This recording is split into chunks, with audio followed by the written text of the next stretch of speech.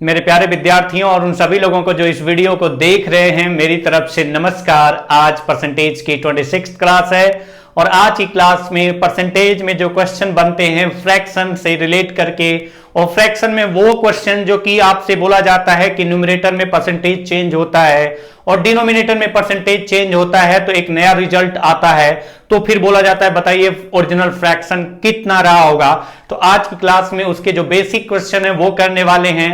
और ऐसे क्वेश्चन को करते वक्त अगर आप देखें कि इसमें अगर आप फ्रैक्शन के अकॉर्डिंग सोचना ज्यादा बेहतर होगा या 100 के अकॉर्डिंग मतलब परसेंटेज के अकॉर्डिंग सोचना बेहतर होगा, तो वो पॉइंट आपको आज की क्लास में सीखना है। मैं आपको बताऊंगा, या पहले से अगर आप जानते हैं तो आप तुरंत मेरे बताने से पहले क्वेश्चन को सॉल्व करके उसका आंसर निकाल देंगे, लेकिन मैं उसका एक बेसिक अप्रोच जो होती है उसको जरूर बताऊंगा। और फाइनल रिजल्ट किस तरीके से डायरेक्टली आप क्वेश्चन का आंसर निकालते हैं, आज की क्लास में जितने भी क्वेश्चन होने वाले हैं, फिलहाल 5 क्वेश्चन होने वाले हैं, तो इनको डायरेक्टली किस तरीके से 10 से 15 सेकंड के अंदर देखते ही क्वेश्चन का आंसर निकाल दें, वो बाद में करेंगे। क्योंकि वो जो क्वेश्चन का तरीका होता है डायरेक्टली करने का, वो जो बेसिक तरीका होता है, जो आपका अप्रोच होती है बेसिक, उसका लास्ट स्टेप होता है। तो पहले बेसिक चीजों को सीखेंगे, जैसे कि आपकी स्क्रीन पर जो दिखाई दे रहा है क्वेश्चन, इस क्वेश्चन से ही स्टार्ट करते हैं। फर्स्ट क्वेश्चन है, if the numerator of a fraction is increased by 30% and the denominator is decreased by 22%,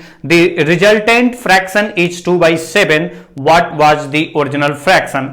मतलब ये कहा जा रहा है कि किसी भिन्न के अंश में 30% की वृद्धि कर दी जाती है और उसके हर में 22% की कमी कर दी जाती है, तो एक नया भिन्न 2/7 प्राप्त होता है। तो बताइए प्रारंभिक भिन्न क्या था। तो अब अगर आप इस क्वेश्चन को देखें तो अगर हम बात करेंगे कि कोई फ्रैक्शन था, और जब भी फ्रैक्शन की बात करेंगे तो हमें पता है कि फ्रैक्शन अगर आपको मानना है तो फ्रैक्शन को अगर मानेंगे तो अगर फ्रैक्शन मानते हैं तो आप ऐसा तो नहीं मानेंगे कि x मान लिया। अगर आप फ्रैक्शन को x मान लेंगे कि फ्रैक्शन क्या था ओरिजिनल, अगर आपने मान लिया कि फ्रैक्शन x था, तो अब बोला जा रहा है कि न्यूमरेटर को 30% बढ़ाना है, डिनोमिनेटर को 22% बढ़ाना है। तो इसमें न्यूमरेटर किसको बढ़ाएंगे, डिनोमिनेटर किसको बढ़ाएंगे? अंश मतलब अंश को, न्यूमरेटर मतलब अंश, डिनोमिनेटर मतलब हंस। तो अगर आप देखें तो भिन्न होता है, ऊपर अंश होता है और नीचे हर होता है, न्यूमरेटर अपान डिनोमिनेटर। न्यूमरेटर ये हो गया आपका और डिनोमिनेटर ये हो गया। तो जब आपसे बोला जाए कि कोई भिन्न है तो x मानेंगे, तो न्यूमरेटर में चेंज और डिनोमिनेटर में चेंज करना जब होगा तो आपके पास यहां पर पता ही नहीं है कि इसमें न्यूमरेटर कितना होगा, न्यूमरेटर की वैल्यू क्या है x में से। अगर x देखें तो ये पूरा फ्रैक्शन है, अगर हम इसको फ्रैक्शन मानना होगा तो x ना मान करके, क्योंकि अगर मैं बार बार कह रहा हूं कि अगर न्यूमरेटर डिनोमिनेटर में चेंज करना है तो न्यूमरेटर डिनोमिनेटर यहां दिखाई तो देना चाहिए, वो नहीं आपका दिख रहा है, आपने सीधा x माना है। तो यहां पर ये प्रॉब्लम आएगी कि अगर बढ़ाना घटाना होगा तो कहां बढ़ाएंगे घटाएंगे, इसलिए फ्रैक्शन को x न मान करके आप ऐसा मान सकते हैं x बाई वाई। तो आपका एक हो गया न्यूमरेटर, एक हो गया डिनोमिनेटर, फ्रैक्शन है, भिन्न है तो x अपान y है, तो न्यूमरेटर में बढ़ाने के लिए बोलेगा तो इसमें इंक्रीज करेंगे, घटाने के लिए बोलेगा तो इसमें डिक्रीज करेंगे। अगर यहां पर इंक्रीज करने के लिए बोलता है डिनोमिनेटर में तो y में डिक्रीज, और इंक्रीज करने के लिए बोलता है तो इंक्रीज करेंगे। तो जब भी फ्रैक्शन की बात की जाएगी कि अगर फ्रैक्शन में चेंज हो रहा है, फ्रैक्शन में चेंज हो रहा है तब तो कोई बात नहीं है, लेकिन अगर बोला जाता है कि फ्रैक्शन के न्यूमरेटर और डिनोमिनेटर में चेंज हो रहा है तो उस फ्रैक्शन को न्यूमरेटर और डिनोमिनेटर के फॉर्म में मानना पड़ेगा। तो आपको ये पॉइंट ध्यान रखना है कि जब भी बोला जाए कि फ्रैक्शन क्या है, फ्रैक्शन के न्यूमरेटर में चेंज हो रहा है और डिनोमिनेटर में चेंज हो रहा है, तो आप x ना मान करके आप x अपान y माने, या फिर आप माने a बाई b, जो आपको अच्छा लगे। तो मैं आपको क्लास आज की जो बता रहा हूं, सिखा रहा हूं, वो x y ना मान करके a बाई b मान करके बता रहा हूं। जैसे इस क्वेश्चन में अगर देखें तो बोला गया है कि न्यूमरेटर और डिनोमिनेटर में, तो हमने कहा कि आपका फ्रैक्शन रहा क्या होगा, तो हमने मान लिया कि फ्रैक्शन जो रहा होगा वो रहा होगा a बाई बी। अगर बोला जाए कि फ्रैक्शन क्या था, ओरिजिनल फ्रैक्शन क्या था, मैं एकदम बेसिक की बात कर रहा हूं फिलहाल, पहले बेसिक समझ लो, फिर उसके बाद ऐसे क्वेश्चन का आंसर डायरेक्टली मैं बता दूंगा। और इस क्वेश्चन को डायरेक्टली वाला तरीका बाद में बताऊंगा, लेकिन उसके बाद के क्वेश्चन में डायरेक्टली पहले बताऊंगा, बेसिक बाद में। तो पहले बेसिक समझ लेते हैं, क्योंकि डायरेक्टली बेसिक से आपका निकल के आता है। तो जब कोई फ्रैक्शन की बात की जाएगी तो हम दोनों न्यूमरेटर डिनोमिनेटर दोनों मानेंगे। क्यों मानेंगे न्यूमरेटर डिनोमिनेटर दोनों? क्योंकि ऐसे क्वेश्चन में न्यूमरेटर और डिनोमिनेटर दोनों में चेंज की बात की जाती है। तो हमने माना कि फ्रैक्शन क्या था, a बाई बी। अब आपसे बोला जा रहा है कि बताइए कि अगर न्यूमरेटर को 30% बढ़ा दिया जाए और डिनोमिनेटर को 22% घटा दिया जाए, और मैंने आपको बताया है अब तक बार बार एक ही बात बताई है कि जब भी परसेंटेज निकालने की बात की जाएगी तो जिस वैल्यू का परसेंटेज निकालना हो उसको अगर हम 100 टुकड़ों में डिवाइड करें तो उसके अकॉर्डिंग अगर हम सोचते हैं तो ज्यादा बेहतर होगा। जैसे अगर a बाई बी है, अगर आप यहां पर लिखेंगे कि a को 30% बढ़ा गया तो a हो गया, और a का 30% तो कुछ ऐसे लिखेंगे तो ये थोड़ा सा कॉम्प्लिकेटेड हो जाएगा। फिर बोला गया कि b को डिक्रीज किया गया 22%, तो b लिखेंगे और b में से माइनस करेंगे b का 22%, तो ये कुछ ना कुछ कॉम्प्लिकेटेड हो जा रहा है। क्वेश्चन में आपको दो पार्ट बन रहे हो, फ्रैक्शन में फ्रैक्शन आपका निकल के आ रहा है, फ्रैक्शन में फ्रैक्शन निकल के आ रहा है। तो इस तरीके से सोच नहीं होनी चाहिए आपकी यहां पर सोच थोड़ा सा डिफरेंट तरीके से होनी चाहिए। और आपको करना क्या है, बस इतना दिमाग में कर लीजिए हमेशा के लिए कि जब भी अगर बात की जाएगी कि फ्रैक्शन की बात की जाएगी, a बाई बी लिखा, उसमें इंक्रीज या डिक्रीज जो होगा वो फिक्स वैल्यू ना हो, इंक्रीज या डिक्रीज परसेंटेज में इंक्रीज या डिक्रीज की बात की जाएगी। और परसेंटेज में भी वो ऐसे परसेंटेज, मैं फिलहाल बात कर रहा हूं क्योंकि इसके बाद भी फ्रैक्शन की क्लास एक बनाऊंगा, एक वीडियो बनाऊंगा, उसमें आपको समझ में आएगा कि क्यों मैं ऐसा बात कर रहा हूं। फ्रैक्शन में इंक्रीज या डिक्रीज वो भी आपका इंटीजर में अगर आपका हो तो आपको कुछ ज्यादा इधर उधर करने की जरूरत नहीं है। सिंपल सा लॉजिक है, अगर हम कहते हैं कि ये हो गया 100A और ये हो गया 100B, अगर 100A और 100B होगा तो 100 से 10% बढ़ाने का मतलब हो गया कि 100 था 10 बढ़ गया। अगर 100 से 10% घटाने का मतलब है 100 था 10 कम हो गया 90 हो गया। 100 से 20% इंक्रीज करने का मतलब है 100 था 20 इंक्रीज हो गया 120 हो गया। 100 हम बोला जाए कि 50% बढ़ा दिया गया, मतलब 100 अगर रहा होगा तो 50 बढ़ के 150 हो जाएगा। तो 100 के अकॉर्डिंग सोचेंगे तो ज्यादा बेहतर होगा। ये जो आपका लिख करके दिखा रहा हूं ये सब आपको दिमाग में एकदम सेट रखना है कि जब भी न्यूमरेटर और डिनोमिनेटर में परसेंटेज में इंक्रीज या डिक्रीज की बात की जाएगी तो वहां पर आप हमेशा a बाई बी के स्थान पर सोचिए 100A बाई 100B, क्योंकि आपको पता है अगर ऊपर 100 है और नीचे 100 है तो ये कैंसिल हो जाएगा। क्योंकि अगर कभी भी बात करेंगे परसेंटेज में इंक्रीज या डिक्रीज की बात करते हैं ना, तो जिस वैल्यू को इंक्रीज या डिक्रीज करते हैं वो वैल्यू 100% मान ली जाती है, उस पर परसेंटेज कैलकुलेट होता है।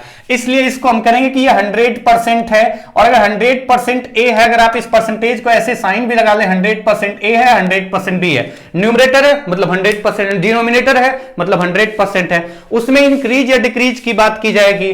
जैसे यहां पर इंक्रीज किया गया है 30%, तो 100% तो वो न्यूमरेटर खुद था। अगर न्यूमरेटर 100% था 30% बढ़ा है तो हम क्या लिखेंगे कि कितना हो गया 130%। ए जो हो गया कितना हो गया 130%, इंक्रीज किया गया 30%, 100% तो खुद था। अगर 100% कोई भी नंबर इंक्रीज या डिक्रीज करने की बात की जाती है, चाहे न्यूमरेटर को इंक्रीज करें या डिनोमिनेटर को डिक्रीज करें, तो बेसिक पॉइंट है जिस वैल्यू का परसेंटेज निकालना होता है, यानी जिस वैल्यू को परसेंटेज में इंक्रीज या डिक्रीज किया जाता है, तो जिस पर कैलकुलेट किया जाता है परसेंटेज, वो खुद 100% माना जाता है। तो अगर ए को 30% बढ़ाना है तो ए 100% है, 30 बढ़ा तो 130% हो गया। बी को अगर डिक्रीज करना है तो बी 100% है, और बोला गया 22% डिक्रीज किया गया है, तो हमने कहा कि 22% डिक्रीज हो जाएगा, तो 100% से 22% डिक्रीज हो जाए तो बचेगा कितना 78% ऑफ बी। ये हो गया 130% of A upon 78% of B. और जब ये चेंज हुआ तो कितना हो गया है, रिजल्ट 2/7 हो गया है, तो 2/7 लिख दिया, रिजल्ट 2/7 हो गया है। अब बोला जा रहा है कि बताइए फ्रैक्शन क्या था, और अगर फ्रैक्शन क्या था बोला गया है मतलब आपको यहां पर क्या निकालना है a बाई बी, और अगर a बाई बी निकालना है तो यहां से जो रिजल्ट आपका आया 2/7 इंटू 2/7 इंटू ये वाला पार्ट उधर जाएगा तो ऊपर की तरफ चला जाएगा, परसेंटेज का साइन आपस में कैंसिल हो जाएगा, और ये जो 130 वाला पार्ट है वो नीचे की तरफ आएगा। और अगर आपको टेबल आता हो 13 का 13 का तो आप कहेंगे कि 13 से डिविजिबल है, ये 13 से कितनी बार जाता है 6 टाइम, और 13 से 10 टाइम, और 2 से कितनी बार गया तो 5 टाइम। तो अब आपका जो रिजल्ट आ गया कितना आ गया, तो हम देखेंगे कि ऊपर और नीचे की कंडीशन अगर बात करें तो ऊपर आ रहा है 6 और नीचे आ रहा है 5 इंटू 7 35, यानी जो a बाई बी था, जो आपका फ्रैक्शन था numerator denominator a by B जो था वो क्या था, तो आप कह पाएंगे 6/35, क्योंकि अब ये सिंप्लीफाई नहीं हो रहा, अब कुछ न्यूमरेटर डिनोमिनेटर में कॉमन नहीं दिख रहा है, तो सिंपलेस्ट फॉर्म लिख दिया न्यूमरेटर डिनोमिनेटर का, जो कि 6/35 है, यही वो ओरिजिनल फ्रैक्शन था। अच्छा, अगर इस क्वेश्चन की जो सोच है, अगर आपको पता चल गया कि इस तरीके से करना है, आपको पूरा ये लिखने की जरूरत नहीं है, ये आपको कंफर्म होना चाहिए 100% A अपॉन 100% B इंक्रीज किया जाएगा तो 100 में जोड़ा जाएगा और डिक्रीज किया जाएगा तो 100 से माइनस किया जाएगा। ये पॉइंट आपको ध्यान रखना पड़ेगा। आगे की कहानी यह है कि अगर हमें इसको डायरेक्टली करना हो तो डायरेक्टली करने से पहले एक बेसिक पॉइंट बताऊंगा जो आपको जब पता है फिर भी मैं बताऊंगा। मैं कहता हूं कि मेरी सैलरी जो थी, अगर मेरी सैलरी जो थी उस सैलरी में 2 का मल्टीप्लाई कर दें तो मेरी सैलरी मैंने कहा कि 8,000 रुपए हो जाती है। मतलब मैंने कहा कि जो भी मेरी सैलरी थी उस सैलरी में अगर मैं मल्टीप्लाई कर दूं 2 से तो वो कितना हो जाता है 8,000 रुपए। और मैं बोलूं कि अब अगर आपसे क्वेश्चन पूछा जाए कि बताइए मेरी सैलरी कितनी थी, अच्छा अब एक सिंपल लॉजिक, ये कोई लॉजिक, अब हम ये नहीं कहेंगे कि ये लॉजिक है, लॉजिकल है, इस तरीके से सोचना जरूरी है, लेकिन एक बस ये समझने के लिए ताकि आपके दिमाग में सेट हो जाए कि ऐसा क्वेश्चन आएगा तो डायरेक्टली आपको करना है, न कि ये लिखना है, ये तो लिखना ही नहीं कभी आपको, ना तो ये लिखना है, आपको डायरेक्टली ये स्टेप फॉलो करना है और आंसर निकल जाएगा। तो मैंने इसलिए इसको थोड़ा सा आपको रिलेट करने के लिए कि अगर भूल भी जाए तो आपको ध्यान आएगा कि अच्छा सैलरी में मल्टीप्लाई करना था, डिवाइड करना था। तो मैं कहता हूं मैं अपनी सैलरी में 2 का मल्टीप्लाई करता हूं तो 8,000 आ जाता है। तो मेरी सैलरी कितनी थी, तो अगर मेरी सैलरी पूछी जाएगी तो आप क्या करेंगे कि 2 से मल्टीप्लाई करने पर 8,000 था तो आप 2 से उसी सैलरी को डिवाइड कर देंगे तो फिर से फाइनल रिजल्ट आ जाएगा जो सैलरी थी, यानी मेरी सैलरी कितनी थी 4,000 थे। तो मतलब मैं अगर अपनी सैलरी को 2 से मल्टीप्लाई करने पर जो रिजल्ट आया है वो आपको दूं और फिर बोलूं कि मेरी सैलरी कितनी थी, तो मैंने जितनी सैलरी में मल्टीप्लाई करके आपका रिजल्ट निकाला था उस रिजल्ट में जिससे मल्टीप्लाई करने पर वो रिजल्ट आया था उसी से डिवाइड करते तो हमारा रिजल्ट आ जाएगा ओरिजिनल जो पहले वाला था। और इसी को थोड़ा सा दूसरे तरीके से कहूं मैं, अगर हम इसी को कहें कि मैं अपनी सैलरी को 2 से डिवाइड करता हूं तो मेरी सैलरी अगर मैं अपनी सैलरी को 2 से डिवाइड करता हूं तो मेरी सैलरी 2,000 है। तो मेरी सैलरी कितनी थी, अगर ये बात बोली गई कि मेरी सैलरी कितनी थी, तो अब की बार अगर हम देखें तो जो 2,000 आपका आया है क्या करने पर आया है, मेरी सैलरी को 2 से डिवाइड करने पर आया है। तो जब डिवाइड करने पर 2,000 आया है तो 2 से डिवाइड कर दो तो जो सैलरी होगी 2 से डिवाइड करने पर 2 आया है। सॉरी यहां पर देखो आप कि अगर मैं कहता हूं मैं अपनी सैलरी को 2 से डिवाइड करता हूं तो 2,000 आता है तो मेरी सैलरी कितनी थी, तो आप क्या करेंगे कि जिससे डिवाइड करे हैं उसी से मल्टीप्लाई कर दीजिए, मेरी सैलरी आ जाएगी सीधा सीधा। तो सिंपल सा लॉजिक, मैं आपको बस इतना बताना चाहता हूं और यही कंसेप्ट है, 10 सेकंड के अंदर क्वेश्चन का आंसर निकल जाता है अगर इस तरीके के क्वेश्चन इस पैटर्न पर आते हैं तो। कि मैंने आपसे कहा कि जिससे मल्टीप्लाई करने पर रिजल्ट आता है उस रिजल्ट को जिससे मल्टीप्लाई करने पर आया है उसी से डिवाइड करेंगे तो ओरिजिनल वाला आ जाएगा, और जिससे डिवाइड करने पर कोई रिजल्ट आता है उस रिजल्ट को जिससे डिवाइड किया था अगर उसी से मल्टीप्लाई करते हैं तो फिर से वही वाला फ्रैक्शन आ जाएगा। एकदम बेसिक मैथमेटिकल कैलकुलेशन की बात कर रहा हूं, यहां पर भी बात वही करूंगा। फ्रैक्शन में जो डिनोमिनेटर में होता है वो हमेशा वैल्यू को छोटा करता है, डिवाइड करता है, जो न्यूमरेटर में होता है अंश में होता है वो हमेशा वैल्यू को बढ़ाता है, मल्टीप्लाई करता है। यानी अगर आप देखें तो अगर डायरेक्टली आपको करना होगा तो आप कहेंगे कि फ्रैक्शन क्या था, तो आप कहेंगे कि फ्रैक्शन हो गया था 2/7। अगर फ्रैक्शन 2/7 हो गया था कब, जब ऊपर वाले को 30% बढ़ाया था और नीचे वाले को 22% घटाया था तो 2/7 हो गया था। तो अगर आपको आंसर निकालना है डायरेक्टली तो जो ऊपर वाला पार्ट है, ऊपर वाला पार्ट का मतलब आप मल्टीप्लाई कर रहे हो, नीचे वाले पार्ट का मतलब डिवाइड कर रहे हैं। एक बेसिक कंसेप्ट समझने के लिए डायरेक्टली क्वेश्चन को कैसे सोचना है, तो बोला गया कि 30% बढ़ाया गया और हमेशा 100% माना जाता है, 30% बढ़ गया तो 130% हो गया।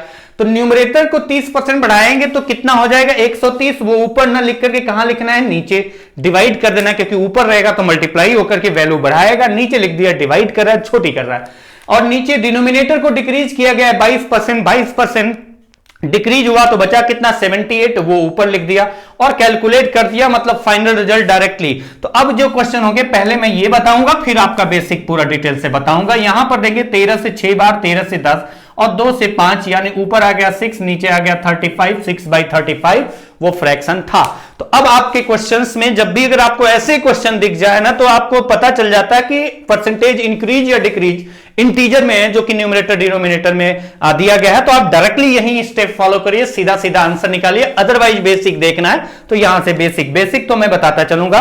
अगले क्वेश्चन पे चलते हैं। अगला क्वेश्चन आपका जो है कुछ ऐसे है, जो सेकेंड क्वेश्चन आपका है, सेकेंड क्वेश्चन आपका कुछ ऐसे है और तुरंत आंसर आपका आ जाएगा। ये 10-15 सेकेंड का क्वेश्चन है, अगर आप समझ गए तो If the numerator of a fraction is increased by 14% and the denominator is decreased by 5%, the resultant fraction is 3/5. What was the original fraction? किसी भिन्न के अंश को 14% बढ़ा दिया जाता है और उसके हर को 5% घटा दिया जाता है तो एक नया भिन्न 3/5 प्राप्त होता है। प्रारंभिक भिन्न ज्ञात करो। मतलब अगर आप डायरेक्टली करना चाहते हैं तो क्या करेंगे, सीधा सीधा आपको पता है कि चेंज होने के बाद कितना हो गया, रिजल्टेंट फ्रैक्शन इज 3/5, यानी 3/5 रिजल्टेंट फ्रैक्शन हो गया चेंज होने के बाद। अब मैंने आपको कहा था कि हमेशा न्यूमरेटर डिनोमिनेटर को 100% मान के चलेंगे, जब क्योंकि आपको बताया गया कि न्यूमरेटर को परसेंटेज में इंक्रीज या डिक्रीज करने की बात की जा रही है, डिनोमिनेटर को परसेंटेज में इंक्रीज या डिक्रीज करने की बात की जा रही है। तो जिस वैल्यू को इंक्रीज या डिक्रीज करते हैं उसको सीधा 100% मानते हैं, तभी उस पर परसेंटेज कैलकुलेट करते हैं। तो 14% इंक्रीज करने का मतलब 100% था, 14 इंक्रीज हो गया तो कितना हो गया 114, और जो 114 होगा वो ऊपर आपका न्यूमरेटर में चेंज हुआ तो कहां लिखा जाएगा, नीचे। और फिर बोला गया कि डिनोमिनेटर को डिक्रीज किया गया 5%, अगर 5% डिक्रीज किया गया, 100% था, 5% डिक्रीज हुआ तो कितना हो जाएगा 95, वो ऊपर लिख देंगे। तो आपको जो न्यूमरेटर में चेंज होने के बाद रिजल्ट हो जाता है परसेंटेज में, उसको नीचे, और परसेंटेज कितना बचेगा अगर डिनोमिनेटर में चेंज हुआ है तो उसके बाद कितना परसेंट हो गया वो ऊपर। तो एक्सचेंज करके लिखना है। और क्यों लिखना है, थोड़ा सा मैंने हिंट दिया था, 19 से 5, 19 से 6, अगर 19 का टेबल आता होगा। उसके बाद अगर हम डिवाइड करते हैं 3 से 2 टाइम, यानी ऊपर आपका देखें तो 5 से 5 कैंसिल, ऊपर 1 बचा और कुछ नहीं बचा है तो 1, नीचे 2, यानी जो फ्रैक्शन रहा होगा वो कितना रहा होगा, तो आप कह पाएंगे जो फ्रैक्शन रहा होगा वो 1/2 रहा होगा। अच्छा, अगर इसी को यहां पर देखें, पूरा लिख करके करें, एक एक स्टेप बाय स्टेप करें, तो आपको पता है कि जब भी फ्रैक्शन लिखने की बात की जाएगी तो हम a/b मानेंगे न्यूमरेटर डिनोमिनेटर के फॉर्मेट में। क्यों मानेंगे, क्योंकि न्यूमरेटर और डिनोमिनेटर में परसेंटेज में चेंज की बात की जा रही है, और 100% न्यूमरेटर हो गया, 100% डिनोमिनेटर हो गया। अगर 100% लिखते भी है तो वो कैंसिल हो जाता है, उसका कोई रिजल्ट पे इफेक्ट नहीं पड़ता है, क्योंकि आपको पता है 100/100, 100/100 कैंसिल हो जाएगा, a/b आएगा। अगर ऊपर वाले को 14% इंक्रीज किया गया, 100% था, 114% हो जाएगा, क्योंकि 14% इंक्रीज हुआ तो 100% से 14% इंक्रीज हुआ तो 114%, और डिनोमिनेटर को 5% डिक्रीज हुआ तो 100% था, 5% डिक्रीज हुआ तो बचा कितना, तो 95%। और जब ये हो गया है, चेंज हो गया न्यूमरेटर, चेंज होने के बाद डिनोमिनेटर, तो रिजल्ट जो आया है वो कितना आया है, तो रिजल्ट आया है 3/5, यानी हम लिख देंगे बराबर इजिकल टू 3/5। तो अगर हम यहां पर निकालें कि बताइए फ्रैक्शन क्या था, तो आप यही तो करोगे कि a/b इजिकल टू 3/5, जो आपका डिनोमिनेटर वाला पार्ट था वो ऊपर मल्टीप्लाई हो गया 95, और जो न्यूमरेटर वाला पार्ट था जब इधर आएगा तो नीचे चला जाएगा 114, जो कि हम लोग कर रहे थे, जो पहले किया था डायरेक्टली। तो अब आप देखेंगे कि यहां से 19 से डिवाइड किया 5 टाइम, 19 से 6 टाइम, 3 से 2 टाइम, तो ये आपका ऊपर 5 से 1 एंड 5 से 1, यानी ऊपर आ बचा 1, नीचे बचा 1 इंटू 2, यानी फ्रैक्शन कितना रहा होगा, तो आप कह पाएंगे कि जो फ्रैक्शन रहा होगा वो रहा होगा 1/2 रहा होगा, नहीं, वो फ्रैक्शन 1/2 था जब इतना चेंज करने के बाद 3/5 हुआ था। नेक्स्ट क्वेश्चन पे चलते हैं। क्वेश्चन में मतलब ये नहीं कह सकते क्वेश्चन बहुत टफ है, बस समझने की जरूरत है और तुरंत आंसर आते हैं अगर आपको समझ में आ चुका है तो। जैसे इस क्वेश्चन की बात करेंगे, ये क्वेश्चन है आपका, if the numerator of a fraction is increased by 275% and the denominator is increased by 125%, the resultant fraction is 5/8. What was the original fraction? किसी भिन्न के अंश को 275% बढ़ा दिया जाता है और उसके हर को 125% बढ़ा दिया जाता है तो एक नया भिन्न 5/8 प्राप्त होता है। प्रारंभिक भिन्न बताओ। अगर प्रारंभिक भिन्न बताना है तो क्यों इतना लंबा चौड़ा कहानी करने की जरूरत है। अगर ऐसा क्वेश्चन है, इस पैटर्न पर क्वेश्चन है, तो हमें पता है कि चेंज होने के बाद 5/8 हुआ था और न्यूमरेटर 100%, डिनोमिनेटर 100%, ये हमें पता है। तो न्यूमरेटर को अगर 275% बढ़ाएंगे तो 275% बढ़ाने का मतलब 100% था और 275 बढ़ गया तो कितना हो गया 375। वो कहां लिखना है, नीचे लिखना है। क्यों लिखना है वो अभी आपको मैं डिटेल से बता दूंगा। 375 हो गया और डिनोमिनेटर को भी इंक्रीज किया गया 125%। अगर 125% इंक्रीज किया गया तो 100% था, 125% इंक्रीज हुआ तो कितना हो गया 225%। वो लिख दिया ऊपर और कैलकुलेट कर दिया डायरेक्टली, आपका ओरिजिनल फ्रैक्शन आ गया। और कितना आया तो आप यहां से 25 से डिवाइड करते 9 और ये कितनी बार जाएगा तो 3 4 12 15।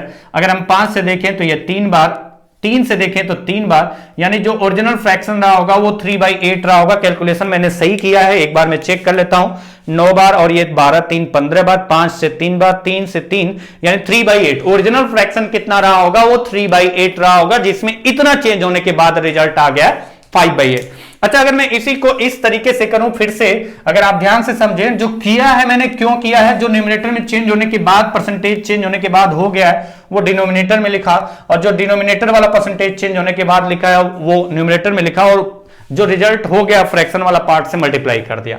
तो अगर आपसे बोला जा रहा है कि चेंज होने के बाद हो गया 5/8, चेंज होने के बाद हो गया 5/8, तो हमें पता है कि न्यूमरेटर में चेंज हो रहा है परसेंटेज में, और डिनोमिनेटर में भी परसेंटेज में चेंज हो रहा है, तो हम न्यूमरेटर को भी 100% मानेंगे, डिनोमिनेटर को भी 100% मानेंगे जो पहले से है। न्यूमरेटर अगर 275% बढ़ गया तो 100% था, 275% बढ़ गया, 275% बढ़ गया तो कितना हो गया, तो आप लिखेंगे 375% हो जाएगा। कौन, जो फ्रैक्शन था वो 375% हो जाएगा।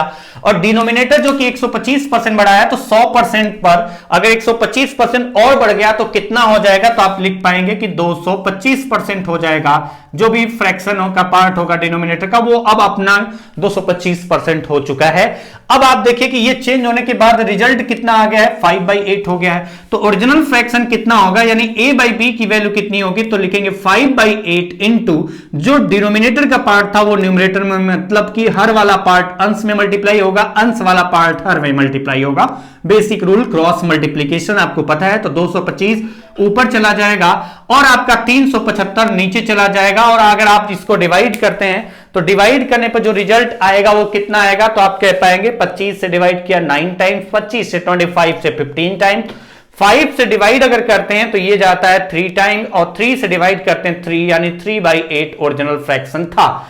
तो इसको बार बार लिखने की जगह अगर आपको समझ में आ जाता है एक बार में कि हाँ ऐसे कर देंगे तुरंत आंसर आ जाएगा, रीजन आपके सामने है, तो आप एकदम क्लियरली एक ही लाइन में क्वेश्चन को सॉल्व कर पाएंगे। जैसे एक और क्वेश्चन करते हैं, 2 और क्वेश्चन करेंगे, 5 क्वेश्चन आज की क्लास में, बहुत बेसिक क्वेश्चन है, अगर बस आप समझ पाए तो बहुत आसान क्वेश्चन है, तुरंत के तुरंत आंसर निकलते हैं, इसलिए इन क्वेश्चंस के लिए ज्यादा टाइम देने की जरूरत नहीं है। जैसे अगले क्वेश्चन की बात करते हैं, if the numerator of a fraction is decreased by 40% and the denominator is decreased by 55%, the resultant fraction is 7/8, what was the original fraction? बोला गया कि किसी भिन्न के अंश में 40% की कमी कर दी जाती है और उसके हर में 55% की कमी कर दी जाती है, तो एक नया भिन्न 7/8 प्राप्त होता है। प्रारंभिक भिन्न ज्ञात करो। यानी कि अगर आपको डायरेक्टली करना है तो ज्यादा इधर उधर सोचने की जरूरत नहीं, मेन पॉइंट आपको ध्यान रखना है 100% ए 100% बी, न्यूमरेटर डिनोमिनेटर दोनों 100% मानना है, ये आपके दिमाग में सेट होना चाहिए। अच्छा, उसके बाद बात करते हैं, यहां पर एक और पॉइंट ध्यान देने वाली बात यह है कि आपको यह जरूर ध्यान रखना है कि इंक्रीज या डिक्रीज किया जा रहा है, क्योंकि जल्दी के चक्कर में ऐसा रूल नहीं होता है कि हमेशा न्यूमरेटर को इंक्रीज किया जाएगा और डिनोमिनेटर को डिक्रीज किया जाएगा। तो वो कंडीशन आपको थोड़ा सा देखनी होगी कि जल्दी के चक्कर में वो गड़बड़ मत कर जाओ। जैसे कि यहां पर जो फ्रैक्शन हो गया है 7/8, अगर 7/8 हो गया है तो अब आ जाइए यहां पर आपको एक्सचेंज करके लिखना है, जो न्यूमरेटर वाला पार्ट है डिनोमिनेटर में और डिनोमिनेटर वाला पार्ट न्यूमरेटर में, और डायरेक्टली कैलकुलेट करके रिजल्ट आ जाएगा ओरिजिनल फ्रैक्शन। बेसिक क्वेश्चन है, बोला गया न्यूमरेटर को 40% डिक्रीज किया गया, 100% तो आपका न्यूमरेटर था, 40% डिक्रीज हुआ तो कितना बचा 60, वो नीचे लिख देना है, और डिनोमिनेटर में चेंज होने के बाद जो होगा वो न्यूमरेटर में लिखना है। तो डिनोमिनेटर को 55% डिक्रीज किया गया है, डिनोमिनेटर 55% डिक्रीज हो गया, 100% था 55% डिक्रीज हो गया, तो बचा कितना 45, वो ऊपर लिख देना है। तो मुझे बोलने में टाइम लग रहा है, अगर आप कर रहे होंगे तो आपका 10 से 15 सेकंड में कैलकुलेशन और आंसर निकल जाएगा। 15 से 3 बार और 15 से 4 बार अगर आप देखें तो इसमें और कुछ डिविजिबल है नहीं, कैंसिल नहीं हो रहा है, सिंप्लीफाई नहीं हो रहा है। 7 3 जा 21, 8 4 जा 32, यानी ओरिजिनल फ्रैक्शन क्या था, तो आप कह पाएंगे कि ओरिजिनल फ्रैक्शन जो था 21/32 था, जिसमें चेंज होने के बाद इस तरीके से रिजल्ट आपका 7/8 हो चुका है। अगर इसको फिर से अगर हम बेसिक की बात करें, फिर से अगर हम बेसिक के अकॉर्डिंग चलें तो कंसेप्ट तो वही है, जो रीजन इसका है जो आपने डायरेक्टली करा है उसका रीजन देख लीजिए। तो क्वेश्चन ये है कि अगर आपको बोला गया है कि न्यूमरेटर को 40% डिक्रीज किया गया है, अगर 40% न्यूमरेटर को डिक्रीज किया जाएगा तो 100% तो नंबर था ही वो न्यूमरेटर, 40% डिक्रीज हुआ, 40% डिक्रीज हुआ तो कितना बचा 60%। और डिनोमिनेटर को इंक्रीज नहीं, यहां पर डिनोमिनेटर डिक्रीज हुआ है, न्यूमरेटर भी डिक्रीज हुआ, डिनोमिनेटर डिक्रीज हुआ 55%, 100% था 55% डिक्रीज हो गया तो बचा कितना 45%। तो आपका ये रिजल्ट जो आपका हो गया है वो हो गया 7/8, ये रिजल्ट 7/8 हो गया है। तो इजिकल टू हम लिख देंगे 7/8। अब अगर हम देखें कि a/b कितना आएगा तो यहां पर तो वही करेंगे ना, a/b is equal to 7/8 into denominator का पार्ट न्यूमरेटर में चला गया और न्यूमरेटर वाला पार्ट जो अंश वाला पार्ट था वो डिनोमिनेटर में चला आया। तो जो आपका फाइनल रिजल्ट आप डायरेक्टली कर रहे हैं वही तो कर रहे हैं। आप एकदम बेसिक चीजों को तभी करें जब आपको नहीं पता है, अदरवाइज जब पता चल जाता तो डायरेक्टली आप करिए 15 से 15 से 3 टाइम्स, 15 से 4 टाइम्स, ऊपर 21 नीचे 32, यानी ओरिजिनल फ्रैक्शन क्या रहा होगा 21/32, 21/32 ओरिजिनल फ्रैक्शन था जिसमें चेंज होने के बाद रिजल्ट 7/8 हो गया है। तो एक और क्वेश्चन पे चलते हैं। एक और क्वेश्चन आज का लास्ट क्वेश्चन है इस पार्ट का, ये जो फ्रैक्शन पर क्वेश्चन कर रहे हैं एकदम बेसिक क्वेश्चन है, थोड़ा सा चेंज वाले क्वेश्चन जो होंगे वो अगली क्लास में हम लोग करेंगे, अभी फ्रैक्शन पर और 2-3 क्वेश्चन। तो चलिए question next and last question आज की क्लास का है, if the numerator of a fraction is decreased bye 19% and the denominator is decreased bye 37%, the resultant fraction is 6/11, what was the original fraction. किसी भिन्न के अंश को 19% घटा दिया जाता है और उसके हर को 37% घटा दिया जाता है तो एक नया भिन्न 6/11 प्राप्त होता है।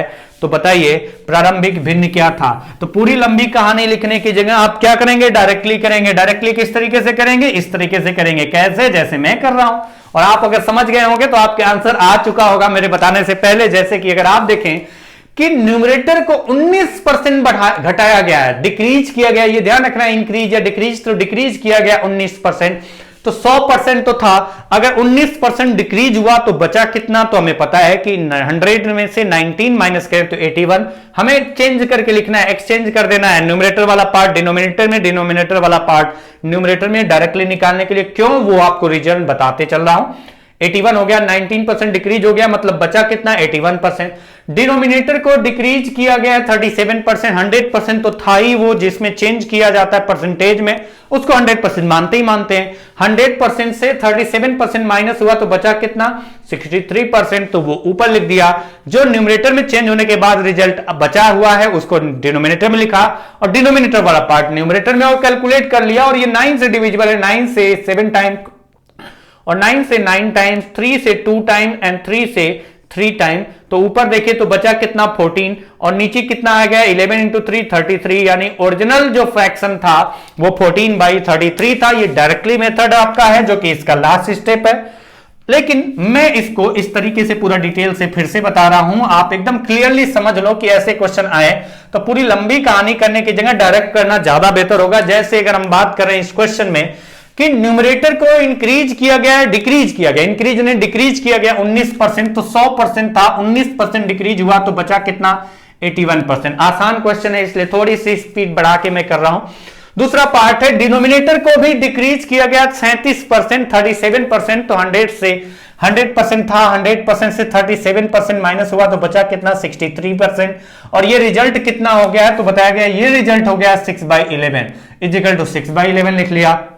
अब बताया गया ओरिजिनल फ्रैक्शन, मतलब हमें बात की जा रही है यहां पर a/b की।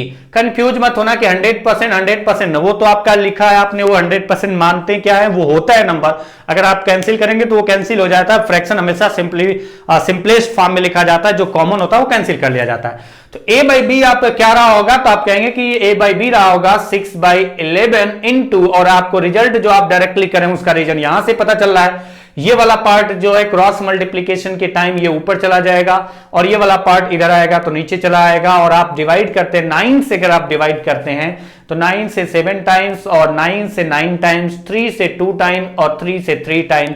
ऊपर 7 इंटू 2 14 और नीचे आपका 11 इंटू 3 33, यानी ओरिजिनल फ्रैक्शन क्या था 14/33, जिसमें कि ये दोनों चेंज करने के बाद रिजल्ट हो गया था 6/11। तो आज की क्लास एकदम बेसिक क्वेश्चन हम लोगों ने किया, फ्रैक्शन पर बेस्ड क्वेश्चन किया, स्पीड थोड़ा सा ज्यादा रखा क्योंकि आसान क्वेश्चन थे और आपको करना होगा तो पूरा इस तरह से समझना है, लेकिन लिखने के लिए जो क्वेश्चन को करने के लिए अगर आपको समझ में आ गया तो डायरेक्टली आप क्वेश्चन का आंसर इस तरीके से कैलकुलेट करके निकाल सकते हैं। फिलहाल आज की क्लास यहीं समाप्त करते हैं, मिलते हैं अगली क्लास में, तब तक के लिए नमस्कार।